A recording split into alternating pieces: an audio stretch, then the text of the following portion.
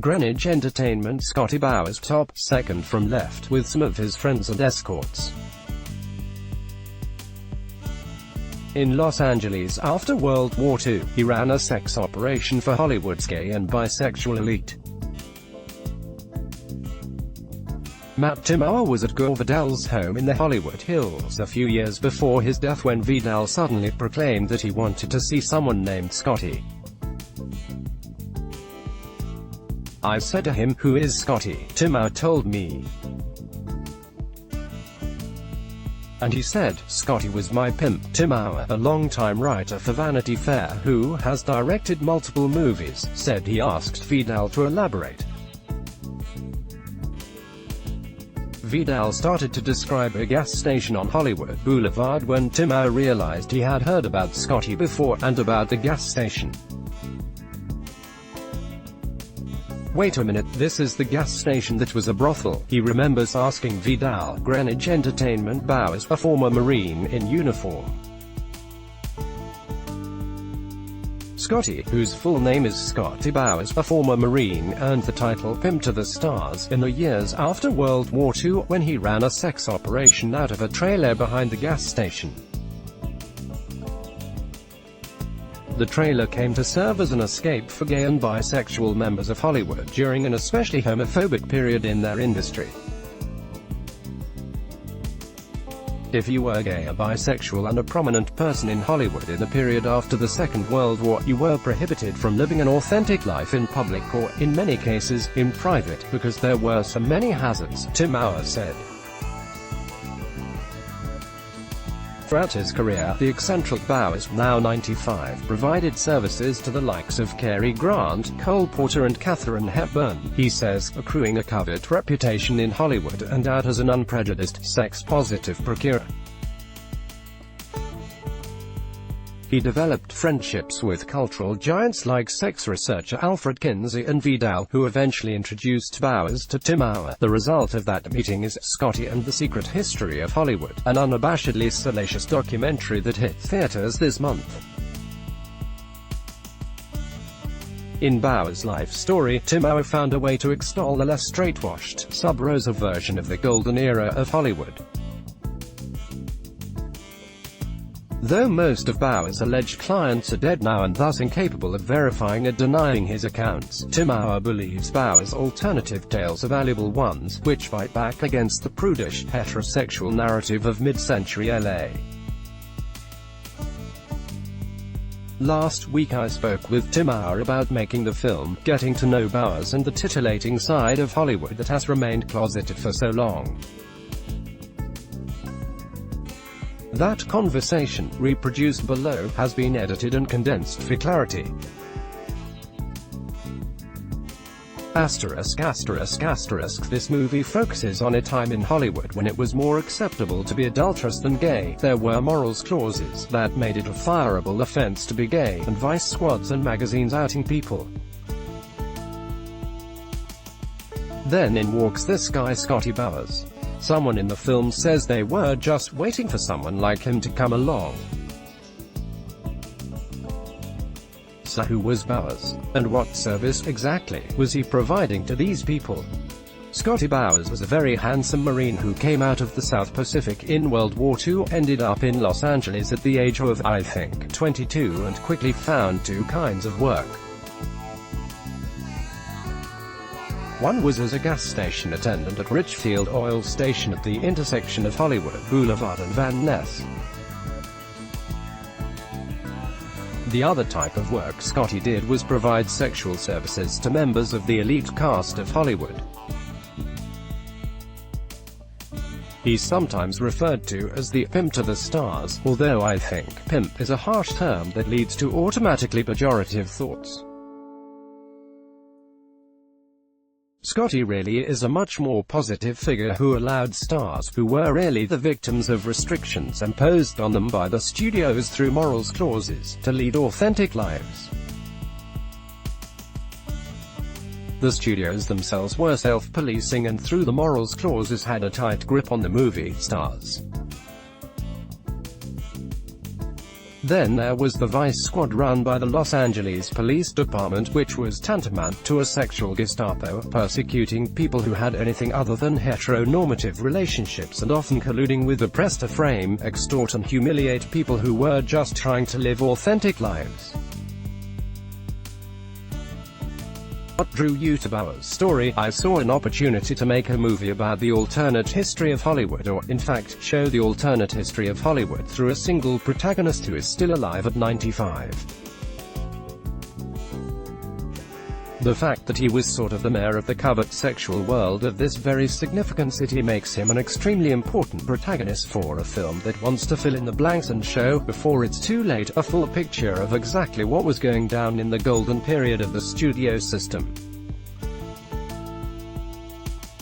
Greenwich Entertainment. Bowers today, at 95. You follow him after he has written this book about his life.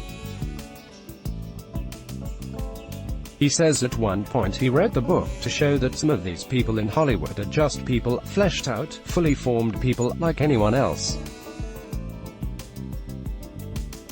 Did you make this film for a similar reason?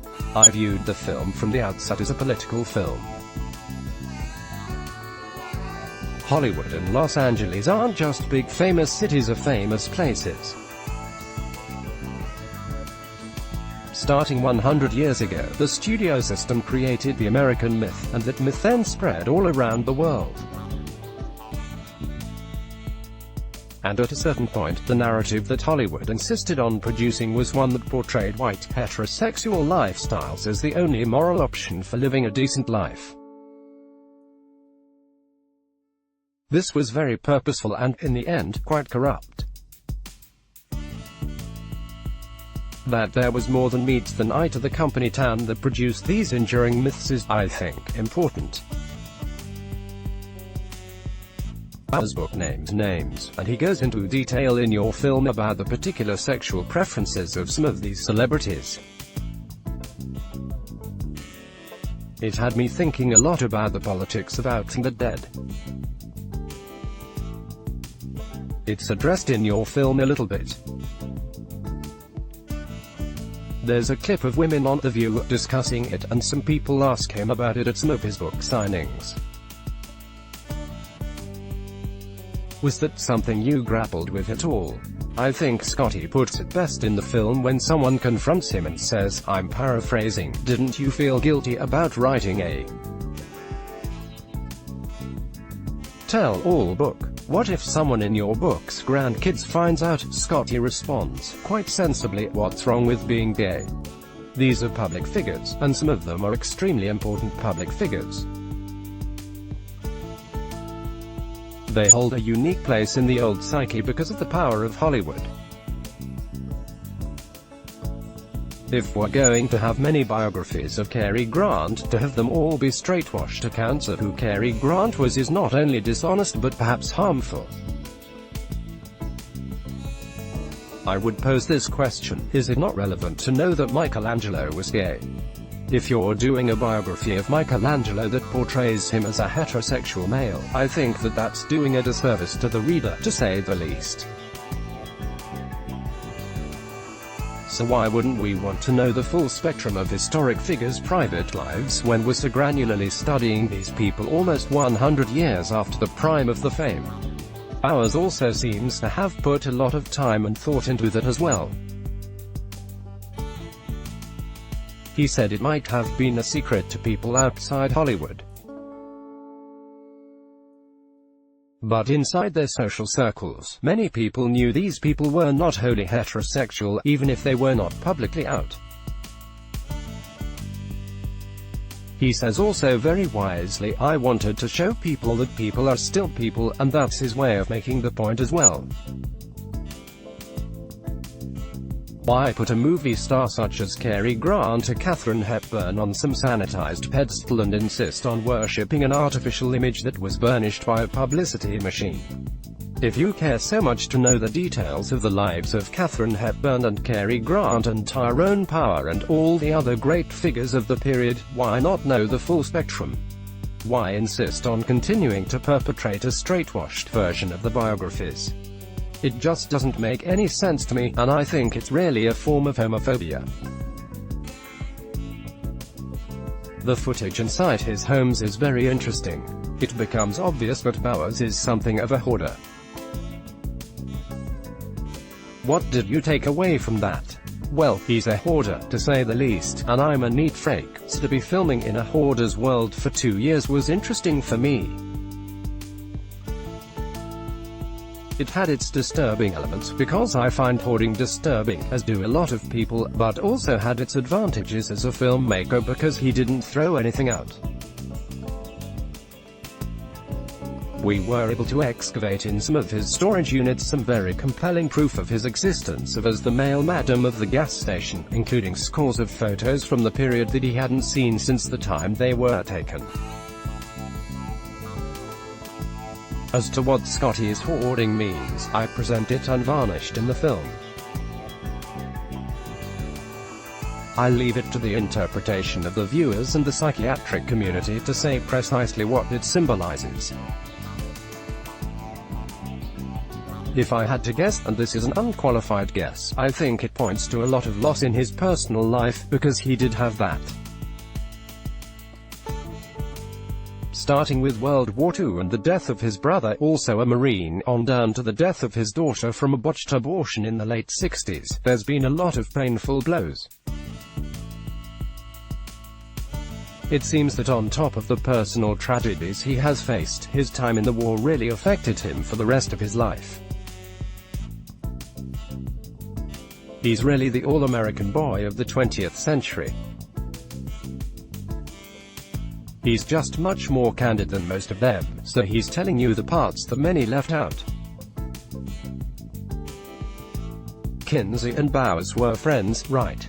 That, to me, was one of the most interesting characters to enter the film. Do you know anything about that friendship and what drew Kinsey to Bowers? Yes, I do. I called the Kinsey Institute at Indiana University in Bloomington, and I spoke to one of the researchers there, who said he was very familiar with Scotty Bowers because there was a very big file on Scotty in Dr. Kinsey's personal archive, including correspondence, postcards and letters written from Scotty to Dr. Kinsey. Scotty was a major source and resource for Kinsey, source because he was interviewed by Kinsey for the data pool for his groundbreaking book, Sexual Behavior in the Human Male, which really changed the whole equation for sex and sexuality worldwide when it was published. Kinsey sought Scotty out as a subject because he attempted to find certain sexual unicorns who could show him spectrums of sexuality that were never discussed and inaccessible to medical research up until that point. Scotty was one of those people, according to him. Kinsey wanted to know about Scotty's activities, and Scotty, being an open book, at least in that period, to a doctor who was willing to work to him confidentially, told him everything, then helped him with this research by introducing him to worlds that Kinsey would not normally have access to, which were the hidden worlds of same sexuality in Los Angeles at the time. This gets to one of the major points in the movie, which is that the gay world in Hollywood had to be a secret because the consequences of being open were just too dire. You would be fired if you worked for a studio, or you could be arrested by the Los Angeles Police Department's Vice Squad, or you could be simply humiliated or ostracized. It was not an easy time to be gay, especially in a city that had so many spotlights on its population and its environment. So Scotty introduced Kinsey to Rock Hudson and many other people in the city who were keen to meet the person who showed them, perhaps for the first time, that they were not degenerates or freaks or sexual outlaws, but that they were normal human beings. Greenwich Entertainment, a movie poster for Scotty and the Secret History of Hollywood. Someone in the film says he thought Bowers was almost something of an urban legend for a while, but you obviously got significant access to him. Was he open to the documentary from the start? What was your relationship like with him? The person who said that was William Mann, who is a very esteemed historian and Hollywood biographer. He was saying that sources told him for years that you have to talk to Scotty Bowers to confirm a lot of the information about the unknown or previously untold sexualities of key figures in the movie Colony, and he jokes, I began to think Scotty was an urban legend because I heard about him so much but I could never figure out how to find him, so I figured out how to find him through Gore Vidal, who introduced me to him. I had heard about him for years from sources in Hollywood and subjects of articles I had written about. The person to tell me about Scotty was, in fact, Merv Griffin, who mentioned the gas station. He didn't mention Scotty, but he said there was a gas station on Hollywood Boulevard where you used to go to get into trouble, which was his euphemism for same-sex activity, I gather. At the time, I was a full-time writer, editor-at-large for Vanity Fair magazine, and I began to make notes about this mysterious gas station that seemed to be a kind of significant untold story about the secret world of gay Hollywood. One day I was sitting with Gore Vidal in his living room in the Hollywood Hills, and he blurts out of nowhere, I want to see Scotty. I said to him, who is Scotty? And he said, Scotty was my pimp, and I said, well, tell me more. He said, we had a gas station on Hollywood Boulevard, and then immediately I belted up in my chair and said, wait a minute, this is the gas station that was a brothel. And he said, yes, I met him there in 1948, which Scotty confirmed for me. He had reconnected with Scotty in the last 5 years of his life. Next time I went to Gore's house, Scotty was there. That's how I met him, and because of the endorsement of Vidal, I really had Scotty's trust from the outset. It's amazing what a Gore Vidal endorsement will do for you, you know. Well, in that area it was the ultimate. I'll give you a line that I haven't given to anyone else. Friends of Gore speculated to me when Scotty's book was published that this was Gore's ultimate fuck you to Hollywood. Really? Why do you think that was? Because Vidal was a very brave out gay man, and he, I think, knew all the secrets of Hollywood, or most of them. He thought that it was ridiculous that they were so protected and very hypocritical, and I think he knew who to go to blow the lid off. He indeed did help Scotty get the book published just a few years before Vidal's death. This movie left me thinking about the politics of being gay in Hollywood today. By comparison, where do you think Hollywood is in 2018? Like any big city, things are much better. There have been extraordinary strides in the abilities of people with sexual identities other than hetero to thrive and find acceptance. But there's still a ways to go. In the movie business in particular, there's a conundrum, which is that it's thought that the success of many films depends on the sexual fantasies of the viewer, and it's presumed that frequently those fantasies are heterosexual, and I suppose the fear is that if a leading man or leading woman is known to the viewer to be interested in the same sex in their off-screen life, the scenario on screen might not work for them. I'm guessing that's why there aren't a lot of out-leading men and leading women, but that's just a guess on my part, and I'm sure as the culture progresses and the embracing of looser sexual identities and sexual fluidity continues among younger, wiser generations, that those individuals will be making these decisions one day and won't be as strict in the tribal beliefs about cookie-cutter sexual identities. Download more Hollywood LGBT history. Scotty Bowers, Matt Timauer.